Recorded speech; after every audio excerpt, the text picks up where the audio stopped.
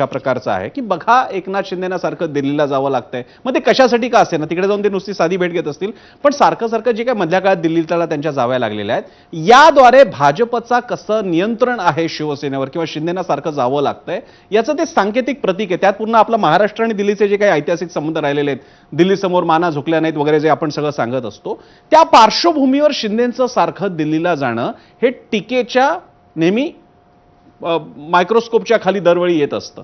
मग या बाबतीत का असं जावं लागतं मनीषाजी?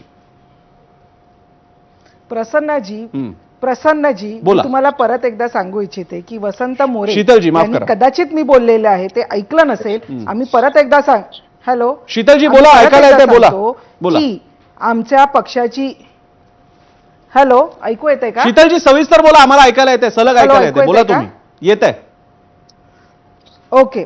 वसंत मोरेजींनी कदाचित ऐकलं नसेल की मी सांगितलं की आमच्या पक्षाची जी केस आहे त्या केसच्या संदर्भात वकिलांना घेऊन सिनियर काउन्सिलला भेटायला शिंदे साहेब गेले होते.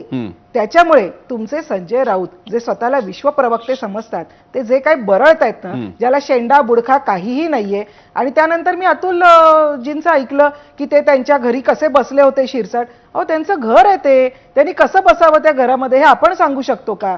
त्याच्यामुळे उगीच खोटं नरेटिव्ह पसरवणं आणि उगीच कुणाचा अपमान करणं हे बंद करा. आणि संजय राऊत या व्यक्तीवर खरोखर जसं अवधूत वाघजी म्हणाले की हा व्यक्ती सकाळी उठून काहीही बरळतो, त्याला मनात येईल ते बोलतो आणि त्याच्यावर आपण सगळ्यांनी चर्चा करावी. खरं तर आम्हाला ह्याच्यावर उत्तरच द्यायचं नाहीये, कारण ते खोटं बोलतायत, धादांत खोटं बोलतायत, कुठलाही पुरावा न देता बोलतायत. आणि आम्ही परत एकदा सांगितलेलं आहे की अमित शहा हे त्या दिवशी दिल्लीला नव्हते.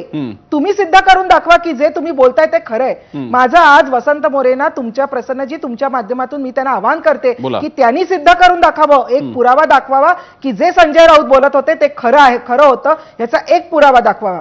तुम्ही किती धादांत खोटं बोलताय आणि कशा पद्धतीने बोलताय, त्याच्यामुळे हे खोटं बोलणं बंद करा.